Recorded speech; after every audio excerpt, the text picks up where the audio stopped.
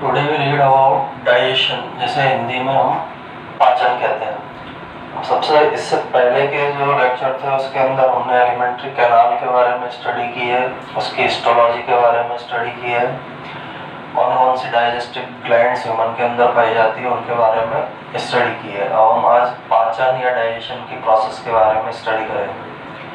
सबसे पहले the process of digestion is accomplished by mechanical and chemical processes in different parts of the alimentary canal. Digestion की process के अंदर alimentary canal के different parts में mechanical और chemical processes complete होती है। मैकेनिकल और केमिकल प्रोसेसेस के थ्रू डाइजेशन को कंप्लीट किया जाता है।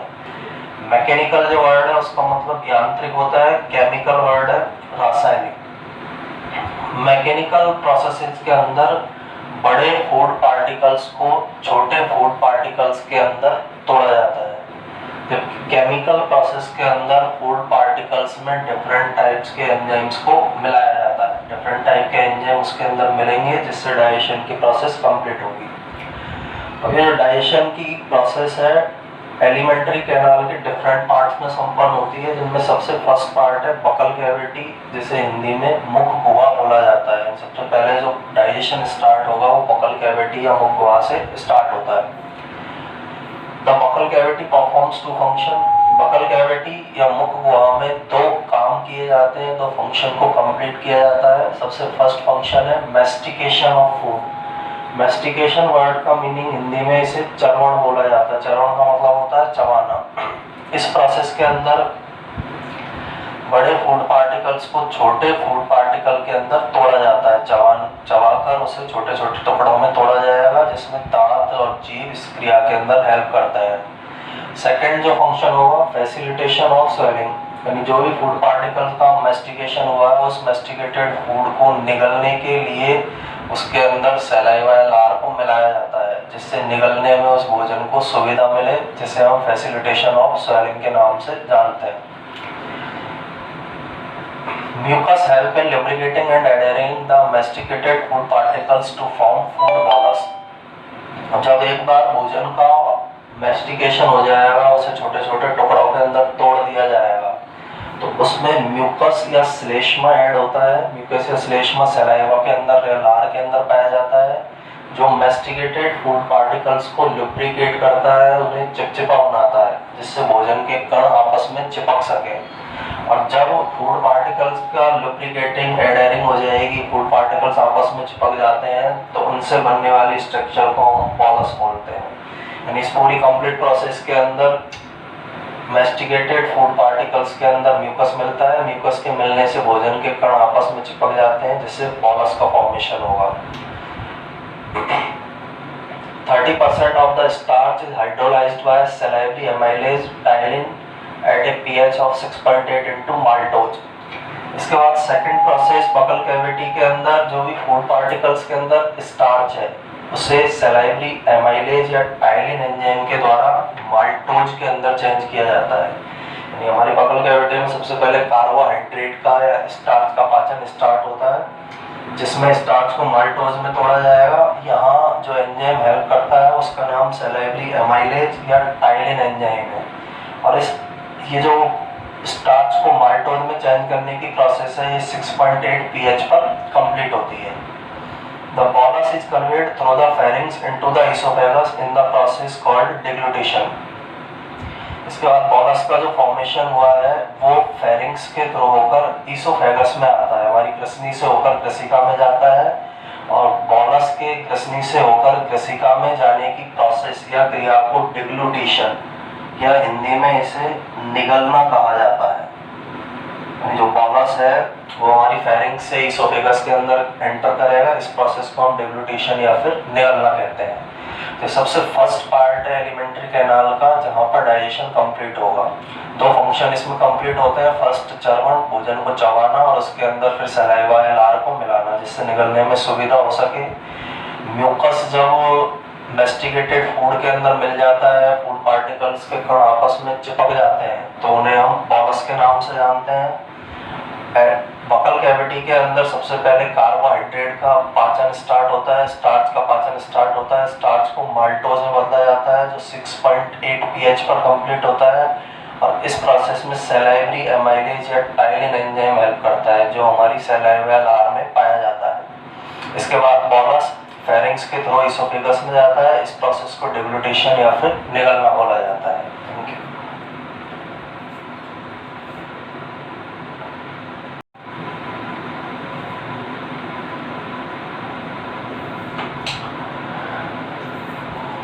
Second, digestion in pharynx and oesophagus. इन कृष्णि और कृषिका में पाचन होता है या नहीं होता है उसके बारे में इसमें डिस्कस करना है। इसमें हमें ध्यान ही रखना है there is no digestion taking place in the pharynx and oesophagus. इन कृष्णि के अंदर और कृषिका के अंदर किसी भी प्रकार का डाइजेशन नहीं होता है। ये हमारे एलिमेंट्री कैनाल के ऐसे भाग हैं जिनमें डाइजेशन नहीं होगा। They act as a channel through which the food passes into the stomach। ये केवल एक चैनल के समान काम करते हैं जिससे हमारी बकल कैविटी से फूड पार्टिकल स्टमक के अंदर जा सके। जैसे ये बकल कैविटी वाला पार्ट है, ये फेरिंग्स,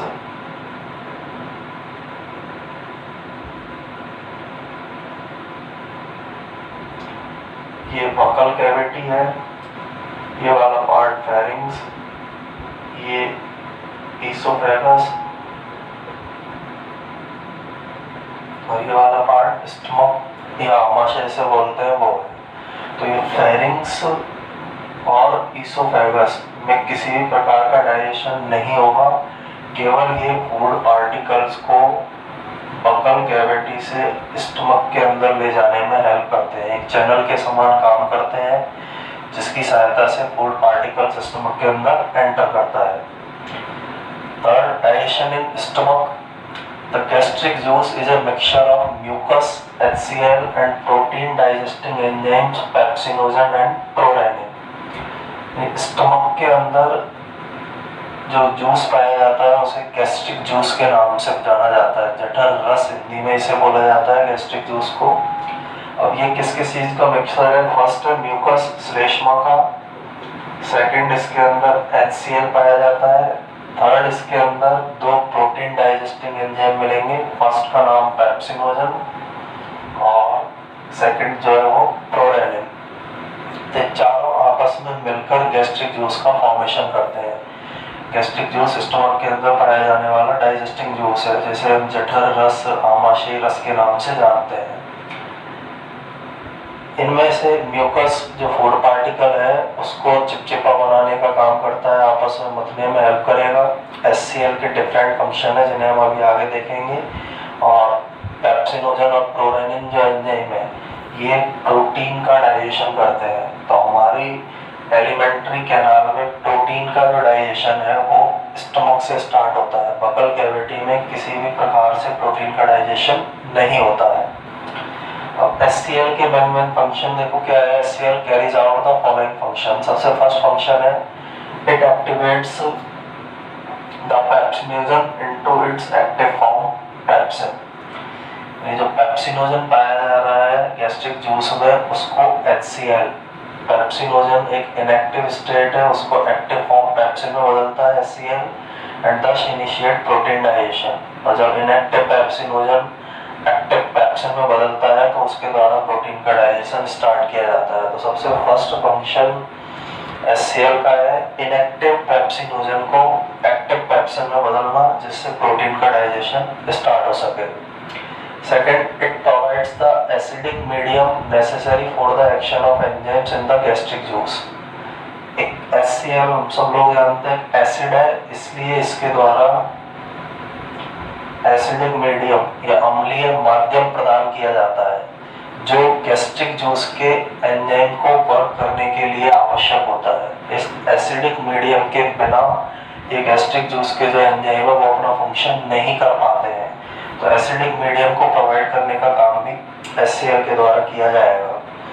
इनके अलावा HCl फूड पार्टिकल्स के अंदर जो भी हानिकारक बैक्टीरिया है उनको डिस्ट्रॉय करने में हेल्प करता है। फिर द म्यूकस, सेकंड जो है म्यूकस पार्ट पाया जा रहा है। Mucus and the bicarbonate in the gastric juice protect the gastric mucosa from the excoriation of the HCl। Mucus का गैस्ट्रिक जूस में जो म्यूकस और बाइकार्बोनेट आयन है उनका फंक्शन ये होता है कि ये HCl के इफेक्ट से जो आमाशय की म्यूकोसा लेयर है, ये गैस्ट्रिक म्यूकोसा लेयर जो है उसको बचाने का काम करते हैं, क्योंकि HCl एक एसिड है। यदि ये नहीं होंगे तो HCl के प्रभाव से गैस्ट्रिक म्यूकोसा जो है वो डिस्ट्रॉय हो सकती है। तो म्यूकस बाइकार्बोनेट आयन उसके ऊपर एक लेयर बना लेते हैं गैस्ट्रिक म्यूकोसा पर, जिससे कि उसको HCl से हानि नहीं पहुंचती है। HCl उस गैस्ट्रिक म्यूकोसा को हानि नहीं पहुंचा पाता है। Pepsin converts the proteins into proteoses and peptones. तो जो पेप्सिनोजन था इनएक्टिव, उससे एक्टिव फॉर्म बनी पेप्सिन। पेप्सिन एंजाइम जो है प्रोटीन को प्रोटीएजेज और पेप्टोन्स के अंदर डिवाइड करता है। प्रोटीन पे पेप्सिन एंजाइम वर्क करेगा और प्रोटीन को छोटे मॉलिक्यूल प्रोटीएजेज और पेप्टोन्स के अंदर डिवाइड करने का काम पेप्सिन के द्वारा किया जाता है। Rennin is a proteolytic enzyme present in the gastric juice of human infants. जो रेनिन एंजाइम है वो भी एक प्रोटियोलाइटिक एंजाइम है, प्रोटीन का अपघटन करने वाला एंजाइम है, जो ज़्यादा मात्रा में जो बच्चे होते हैं, मानव के जो इन्फेंट बोला जाता है शिशु को, बच्चों जो मानव के शिशुओं के अंदर ज़्यादा मात्रा में पाया जाता है और मिल्क के अंदर पाई जाने वाली प्रोटीन पर काम करता है। ज़्यादा क्वांटिटी में बच्चों में इसलिए पाया जा रहा है क्योंकि वो फूड पार्टिकल्स लेते नहीं है, वो ज़्यादातर अपने फूड्स के लिए मिल्क पर डिपेंड है। तो मिल्क प्रोटीन्स को तोड़ने में ये रेनिन एंजाइम हेल्प करेगा और ह्यूमन मानव शिशु जो है उसके अंदर ये पाया जाता है। Trace amounts of lipases are also present in gastric juice. Gastric juice में कुछ अल्प मात्रा में लाइपेज एंजाइम भी पाया जाता है। लाइपेज एंजाइम भी मिलेगा जो बहुत कम मात्रा में लिपिड का पाचन करता है, लिपिड या वसा के पाचन में ये हेल्प करेगा। तो स्टमक के अंदर डाइजेशन के अंदर सबसे फर्स्ट तो स्टमक में जो जूस पाया जा रहा है, जो रस पाया जा रहा है, उसे गैस्ट्रिक जूस, जठर रस या आमाशय रस बोला जाएगा।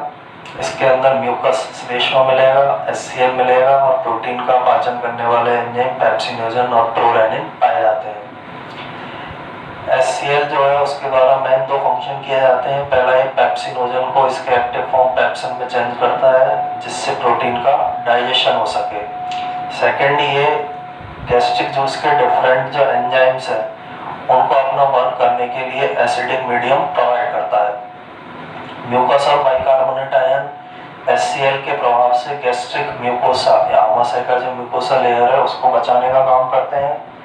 पेप्सिन जो एंजाइम है प्रोटीन को प्रोटीएजेज और पेप्टोन्स के अंदर डिवाइड करता है।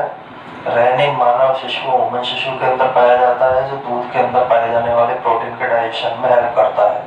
और बहुत कम मात्रा में गैस्ट्रिक जूस में लाइपेज एंजाइम प्रेजेंट होगा जो लिपिड के पाचन में, बहुत कम मात्रा में लिपिड का पाचन संपन्न करता है।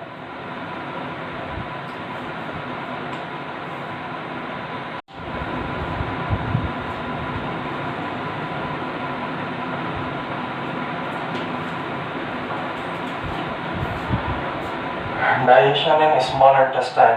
इससे पहले हमने बकल कैविटी के अंदर डाइजेशन के बारे में पढ़ा है और फेरिंग्स ईसोफेगस में किसी प्रकार का डाइजेशन नहीं होता है, उसके बारे में भी हमने स्टडी की है। थर्ड हमने पढ़ा था स्टमक के अंदर होने वाले डाइजेशन के बारे में। Fourth digestion in small intestine यानी छोटी आंत के अंदर किस तरह का पाचन होता है। सबसे पहले इसमें ध्यान ही रखना है सबसे ज़्यादा जो पाचन की प्रोसेस है, डाइजेशन की प्रोसेस है, वो स्मॉल इंटेस्टाइन के अंदर कंप्लीट होती है। यानी कंप्लीट टाइप का जो डाइजेशन है वो स्मॉल इंटेस्टाइन में कंप्लीट होगा। कार्बोहाइड्रेट, प्रोटीन, लिपिड, सबका डाइजेशन स्मॉल इंटेस्टाइन के अंदर कंप्लीट होता है। Various types of movements of the muscularis layer of the wall of small intestine help in a complete mixing of the food with the various secretion and also movement of food in digestive system. Small intestine के अंदर एक layer पाई जाती है, histology के अंदर हम पढ़ चुके हैं, मस्कुलरिस लेयर जिसे बोला जाता है, हिंदी में पेशीय स्तर के नाम से इसे जाना जाता है। तो इसके अंदर वेरियस टाइप के मूवमेंट होते हैं मस्कुलरिस लेयर में, जो फूड पार्टिकल्स को कंप्लीट मिक्सिंग में हेल्प करते हैं। इसके अलावा फूड पार्टिकल्स में वेरियस टाइप के जो सीक्रेशन है उनको मिलाने में हेल्प करते हैं, तथा मूवमेंट जो है डाइजेस्टिव सिस्टम में आगे लार्ज इंटेस्टाइन के अंदर जो फूड पार्टिकल्स जाएंगे या डाइजेस्टेड फूड जाएगा उसको पहुंचाने में भी इनके द्वारा हेल्प की जाती है। सबसे फर्स्ट पॉइंट ये है कि स्मॉल इंटेस्टाइन के मस्कुलरिस लेयर में डिफरेंट टाइप के मूवमेंट होंगे जो फूड को मिक्स करने में, उसमें वेरियस सीक्रेशन को मिलाने में हेल्प करेंगे। Duodenum receives bile, pancreatic juice and the intestinal juice. Small intestine का जो ऊपर वाला भाग है उसे ड्यूडेनम के नाम से जाना जाता है।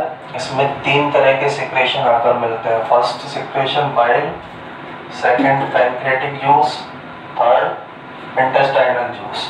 इन सबके अंदर ये सिक्रेशन पाए जाते हैं। अब ड्यूडेनम के अंदर बाइल आएगा, बाइल को हम पित्त बोलते हैं, हिंदी में पैनक्रियाटिक जूस अग्नाशयी रस है और इंटेस्टाइनल जूस आंत्रीय रस है।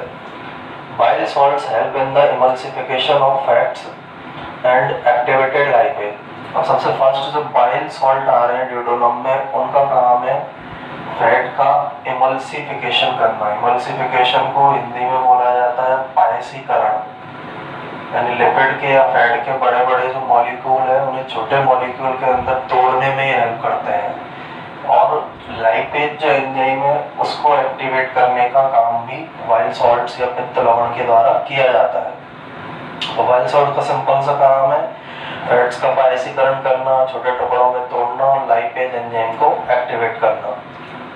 Pancreatic juice contents the following enzyme. जो पैनक्रियाज या अग्नाशय से जो जूस आता है उसके अंदर डिफरेंट टाइप के एंजाइम्स होते हैं।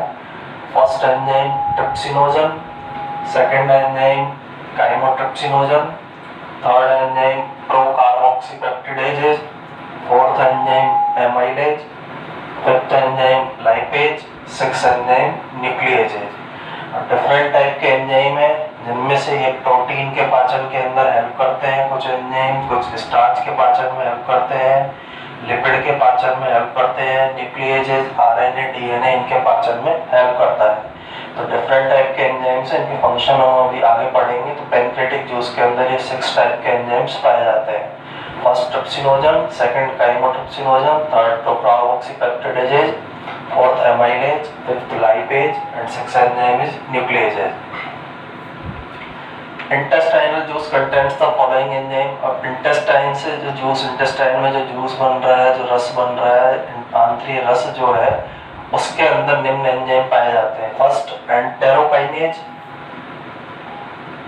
Second enzyme aminopeptidases, third dipeptidase, fourth lipase, fifth nucleotidase, sixth न्यूक्लियोसाइडेजेज।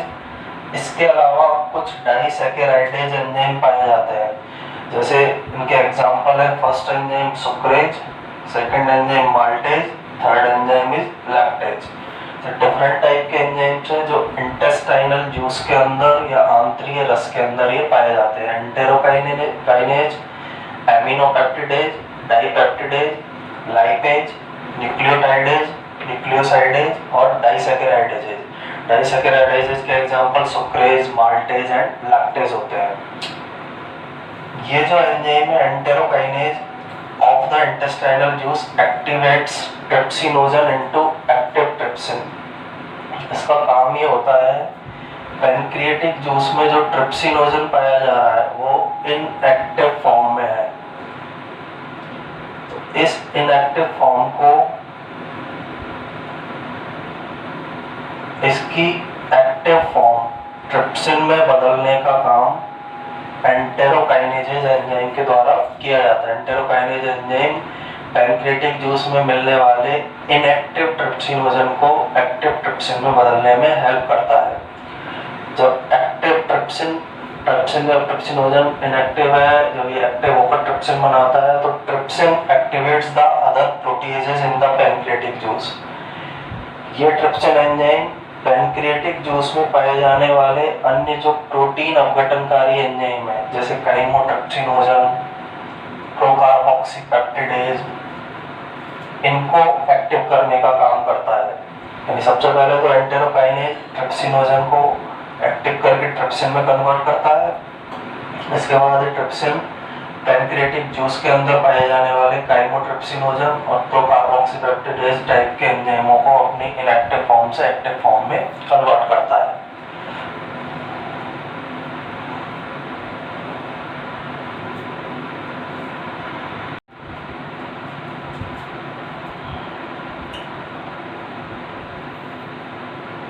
Next, trypsin acts on the proteins, proteases and peptones and convert them into shorter peptides.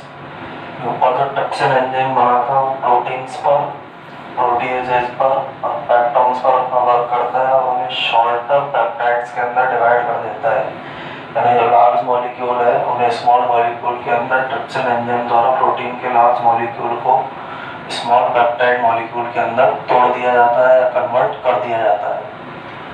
Chymotrypsin acts on the milk protein in the same way as rennin in the stomach. जिस तरह rennin enzyme stomach में milk protein को digest करने का काम कर रहा था, उसी तरह इंटेस्टाइन में काइमोट्रिप्सिन एंजाइम मिल्क प्रोटीन पर वर्क करता है और उसे तोड़ने में हेल्प करता है। Carboxypeptidase act on the terminal peptide bond and release the terminal amino acid and shorten the peptide chain. ऊपर जो पेप्टाइड बने थे, शॉर्टर पेप्टाइड बॉन्ड जो थे, पेप्टाइड थे, उन पर काम करना कार्बोक्सीपेप्टिडेज एंजाइम के द्वारा उन पर काम किया जाता है और इसके द्वारा पेप्टाइड बॉन्ड के शॉर्ट टर्मिनल जो अमीनो एसिड होते हैं, सिरों पर जो अमीनो एसिड है उनको तोड़ा जाता है, रिलीज किया जाता है, जिससे पेप्टाइड चेन धीरे धीरे छोटी होती जाती है। जिस काम को कार्बोक्सीपेप्टिडेज एंजाइम कर रहा है उसी काम को अमीनो पेप्टिडेज एंजाइम के द्वारा किया जाता है, जो इंटेस्टाइनल जूस में पाया जाता है। Amino peptidase of intestinal juice also act on the terminal peptide bond and release the terminal amino acid and shorten the peptide chain. यानी दोनों का वर्क एक है, कार्बोक्सीपेप्टिडेज, सेकंड अमोनीपेप्टिडेज, अमीनोपेप्टिडेज, इन दोनों के द्वारा पेप्टाइड बॉन्ड के सिरे पर उपस्थित अमीनो एसिड को हटाया जाता है, जिससे धीरे धीरे जो पेप्टाइड चेन है वो छोटी होती रहती है। इसके बाद डाइपेप्टाइड पर जो काम किया जाता है डाइपेप्टिडेज एंजाइम के द्वारा, डाइपेप्टिडेज एंजाइम डाइपेप्टाइड पर काम करके उसे अमीनो एसिड में तोड़ता है। स्टार्च को पचाने का काम या डाइजेस्ट करने का काम एमाइलेज के द्वारा किया जाएगा और ये एमाइलेज एंजाइम स्टार्च को माल्टोज में तोड़ता है। ये एमाइलेज जो एंजाइम है पैनक्रियाटिक जूस में पाया जाता है। लिपिड के पाचन में लाइपेज एंजाइम हेल्प करता है और 3 स्टेप के अंदर लिपिड के डाइजेशन की या पाचन की स्टेप कंप्लीट होती है। सबसे फर्स्ट लिपिड का अणु एक ट्राइग्लिसराइड अणु है। इस पर लाइपेज एंजाइम काम करता है और इस काम में वाइल्ड सॉल्ट के द्वारा इसे हेल्प की जाती है। पित्त लवण की सहायता से लाइपेज एंजाइम जो है लिपिड को तोड़ेगा और जब ये एंजाइम लिपिड पर वर्क करेगा ट्राइग्लिसराइड पर, तो डाइग्लिसराइड और फैटी एसिड का फॉर्मेशन होता है। बस ये अम्ल बनते हैं और डाइग्लिसराइड बनता है।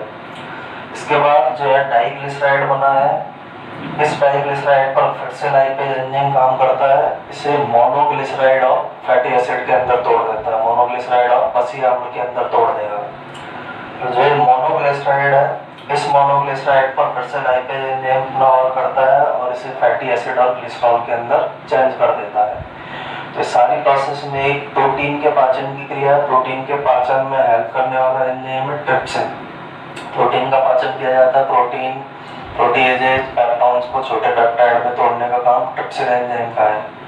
काइमोट्रिप्सिन का वर्क रेनिन एंजाइम के इक्विवेलेंट होता है, यानी जो काम रेनिन एंजाइम करता है वही काम काइमोट्रिप्सिन एंजाइम करेगा। मिल्क की प्रोटीन को डाइजेस्ट करने का काम इनके द्वारा किया जाता है।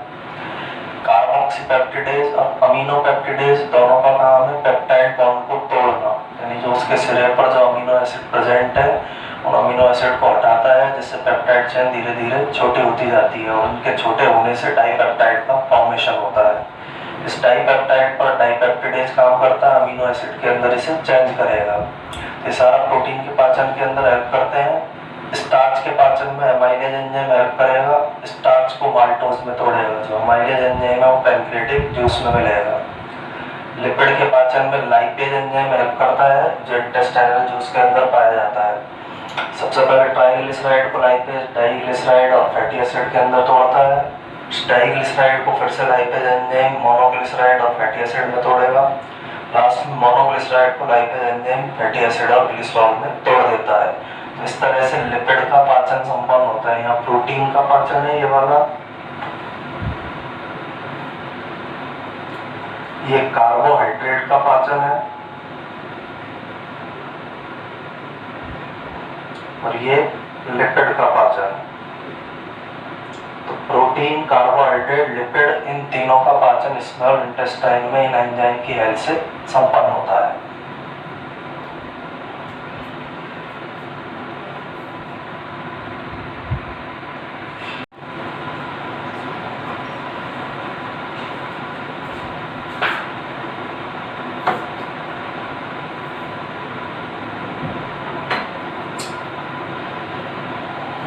नेक्स्ट, न्यूक्लिक एसिड का डाइजेशन हमारे स्मॉल इंटेस्टाइन के अंदर किस प्रकार से कंप्लीट होता है। तो सबसे पहले न्यूक्लिक एसिड जो है उन पर पैनक्रियाटिक जूस में पाया जाने वाला न्यूक्लियेज एंजाइम वर्क करता है और न्यूक्लिक एसिड को न्यूक्लियोटाइड्स के अंदर डिवाइड कर देता है। न्यूक्लिक एसिड को न्यूक्लियेज एंजाइम न्यूक्लियोटाइड में तोड़ देता है और ये न्यूक्लियेज एंजाइम पैनक्रियाटिक जूस में पाया जाएगा।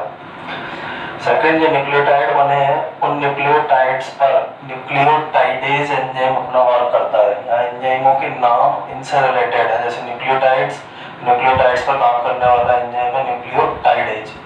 न्यूक्लियोटाइडेज एंजाइम वर्क करेगा और न्यूक्लियोटाइड को न्यूक्लियोसाइड्स और फॉस्फेट के अंदर डिवाइड कर देता है। इसके बाद न्यूक्लियोसाइडेज पर न्यूक्लियोसाइडेजेज एंजाइम अपना वर्क करता है और इन्हें नाइट्रोजन बेस, नाइट्रोजन क्षार और पेंटोस शुगर, पेंटोस शर्करा के अंदर डिवाइड कर देता है। तो लास्ट में अल्टीमेटली न्यूक्लिक एसिड से हमें नाइट्रोजन बेस और पेंटोस शुगर प्राप्त हो जाते हैं।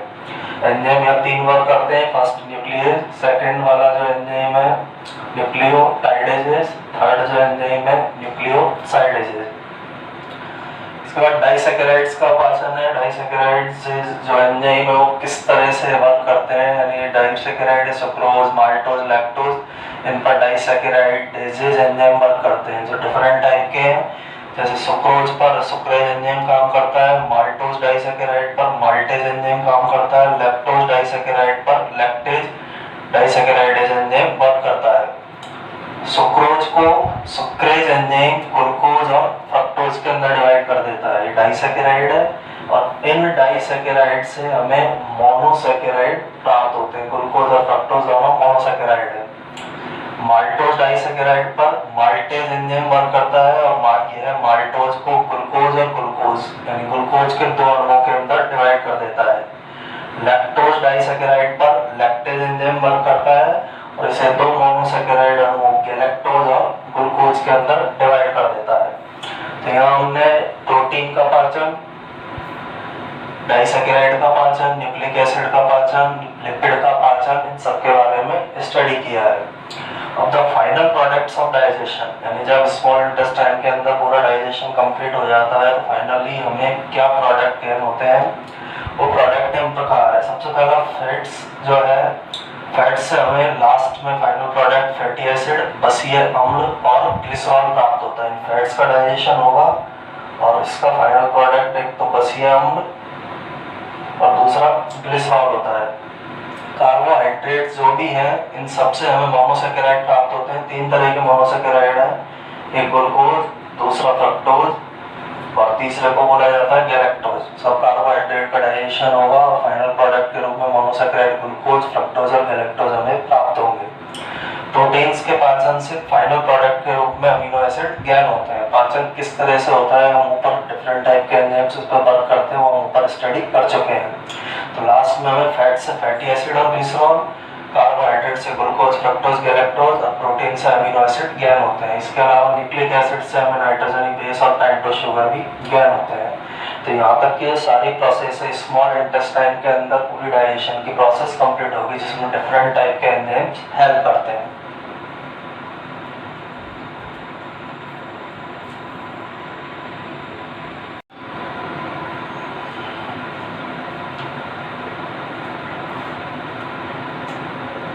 Next topic digestion in large intestine. सबसे फर्स्ट याद ये रखना है, लार्ज इंटेस्टाइन के अंदर किसी भी प्रकार का डाइजेशन नहीं पाया जाता है। जो भी फूड मटेरियल का डाइजेशन होना है वो स्मॉल इंटेस्टाइन के अंदर कंप्लीट हो जाता है। लार्ज इंटेस्टाइन में किसी भी प्रकार का डाइजेशन या पाचन नहीं पाया जाएगा। सेकंड, लार्ज इंटेस्टाइन के दो मेन फंक्शन होते हैं। The two function of large intestine are, first function है absorption of some water, minerals and certain drugs, यानी इसके द्वारा कुछ मात्रा में पानी का, मिनरल्स, खनिज तत्वों का और कुछ दवाइयों का अब्सॉर्प्शन किया जाता है। Second work, secretion of mucus which helps in adhering the waste product together as faeces and lubricating it for easy passage to the outside. Large intestine के द्वारा म्यूकस का सिक्रेशन किया जाता है। म्यूकस वेस्ट प्रोडक्ट्स को आपस में मिलाकर या चिपकाकर फीसेस का फॉर्मेशन करता है, जिसे हम मल भी बोलते हैं, हिंदी में इसे मल बोला जाता है। सेकंड, म्यूकस जो है वो फीसेज को लुब्रिकेट करने का काम भी करता है, जिससे बॉडी से इसे आसानी से बाहर निकाला जा सके। तो दो मेन फंक्शन है जो लार्ज इंटेस्टाइन के द्वारा किए जाएंगे, वाटर का, मिनरल का, ड्रग्स का एब्जॉर्प्शन करना, म्यूकस का सिक्रेशन करना। म्यूकस फीसेज के फॉर्मेशन में और उसे बॉडी के आउटसाइड निकालने में हेल्प करता है। The undigested and unabsorbed food material pass into the rectum and remain stored in fecal matter and later digested through the anus. अब जो भी अनडाइजेस्टेड फूड है, अनअब्जॉर्ब फूड है, जिसका पाचन नहीं हुआ है, जिसका अब्सॉर्प्शन नहीं हुआ है, उसको रेक्टम में पास कर दिया जाता है। जो हमारे एलिमेंट्री कैनाल है उसके लास्ट वाला भाग है रेक्टम, उसके अंदर इसे पास आउट कर दिया जाएगा। यहाँ पर यह फीकल मैटर के रूप में स्टोर रहता है, मल के रूप में स्टोर रहेगा और बाद में इसे हमारी बॉडी से एनएस के थ्रू बाहर इजेक्ट कर दिया जाता है। तो ये डाइजेशन इन लार्ज इंटेस्टाइन है। डिफरेंट पार्ट्स के अंदर डाइजेशन की प्रोसेस संपन्न होती है। बकल कैविटी, फारिंक्स, ईसोफेगस में किसी भी प्रकार का डाइजेशन नहीं होगा, वो एक पासेज का काम करते हैं। स्टमक में डाइजेशन, स्मॉल इंटेस्टाइन में डाइजेशन, डाइजेशन की प्रोसेस स्मॉल इंटेस्टाइन में कंप्लीट हो जाती है और लार्ज इंटेस्टाइन के अंदर किसी प्रकार का डाइजेशन नहीं होगा। वहाँ वाटर, मिनरल, ड्रग्स का एब्जॉर्प्शन होगा और म्यूकस का सिक्रेशन करके फीसेस का का फॉर्मेशन किया जाता है।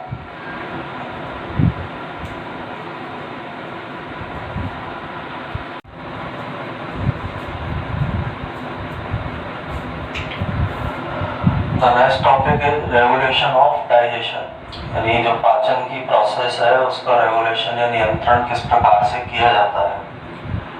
The activities of the gastrointestinal tract are under both neural and hormonal control, यानी गैस्ट्रोइंटेस्टाइनल ट्रैक्ट या हम बोले एलिमेंट्री कैनाल की जो एक्टिविटीज है उनको नियंत्रित करने का काम न्यूरल का मतलब है नर्वस सिस्टम के द्वारा और हार्मोनल का मतलब है हार्मोन्स के द्वारा किया जाता है। तो नर्वस सिस्टम और हार्मोन दोनों मिलकर डाइजेशन या पाचन की प्रक्रिया का रेगुलेशन या नियंत्रण करते हैं। सबसे first neural control, the sight, smell and the taste of the food in the buccal cavity can stimulate the secretion of saliva. Neural control को हम नर्वस कंट्रोल भी बोल सकते हैं, नर्वस सिस्टम से रिलेटेड कंट्रोल है। साइट का means होता है देखना, सूंघना और टेस्ट। ये तीनों प्रोसेस जब की जाती है, बकल कैविटी के अंदर भोजन आएगा, उसे देखा, उसे सूंघा और टेस्ट किया, तो इसके कारण हमारे मुंह के अंदर सलाइवा का सिक्रेशन को स्टिमुलेट किया जाता है, जिसके कारण मुंह में सलाइवा का सिक्रेशन होगा।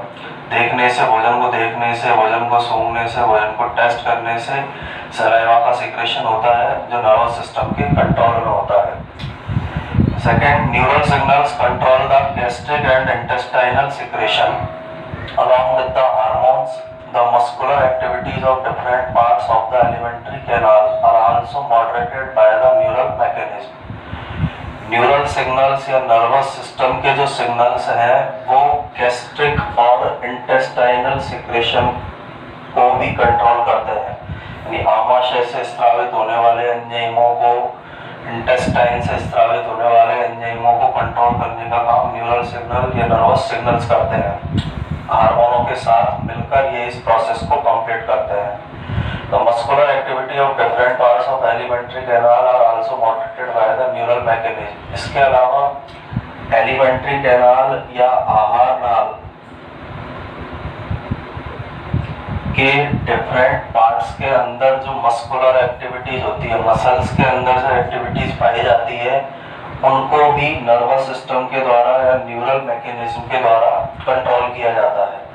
तो सबसे न्यूरल कंट्रोल में सिंपल से है, सबसे पहले तो देखने से, सूंघने से, टेस्ट करने से बगल कैविटी के अंदर लार का सिक्रेशन कराएगा नर्वस सिस्टम। सेकंड, गैस्ट्रिक और इंटेस्टाइनल सिक्रेशन को, आमाशय के स्त्रवण को और इंटेस्टाइन के स्त्रवण को कंट्रोल करने का काम करता है। थर्ड, एलिमेंट्री कैनाल के डिफरेंट पार्ट्स में मसल्स की जो एक्टिविटी है उनको कंट्रोल करने का काम भी न्यूरल मैकेनिज्म या न्यूरल सिस्टम के द्वारा किया जाता है। सेकंड जो कंट्रोल है वो हार्मोनों के द्वारा किया जाता है। डिफरेंट टाइप्स के हार्मोन हैं जो बॉडी के अंदर जो डाइजेशन की प्रोसेस को कंट्रोल करते हैं। Hormones secreted by the different parts of the alimentary canal control the secretion of digestive juice in different parts of the alimentary canal। यानी एलिमेंट्री कैनाल के डिफरेंट पार्ट से हार्मोन्स का secretion होता है। ये हार्मोन एलिमेंट्री कैनाल के different part से secrete होने वाले जूसेज को, पाचक रसों को स्त्रावित कराने में हेल्प करते हैं। अलग अलग पार्ट से अलग अलग उनका सिक्रेशन होगा, जिससे एलिमेंट्री कैनाल के द्वारा विभिन्न प्रकार के डाइजेस्टिव जूस या पाचक रसों का स्त्रवण किया जाता है। Second, gastrin secreting cholecystokinin and gastric inhibitory peptide, इसे शॉर्ट में जीआईटी बोलते हैं, are the hormone secreted by GIT. GIT का मीन्स है गैस्ट्रोइंटेस्टाइनल ट्रैक्ट। जो पूरी आहार नाल है उसे जीआईटी गैस्ट्रोइंटेस्टाइनल ट्रैक्ट के नाम से जाना जाता है। इसके द्वारा स्रावित होने वाले 4 हार्मोन है। फर्स्ट हार्मोन का नाम है गैस्ट्रिन, सेकंड हार्मोन है secretin, third hormone cholecystokinin CC के बोला जाता है, और फोर्थ हार्मोन का नाम है गैस्ट्रिक इनहिबिटरी पेप्टाइड। ये ऐसे हार्मोन है जो गैस्ट्रोइंटेस्टाइनल ट्रैक्ट से सिक्रेट किए जाते हैं और पाचन की प्रोसेस को रेगुलेट करने का या नियमित करने का काम इनके द्वारा किया जाता है।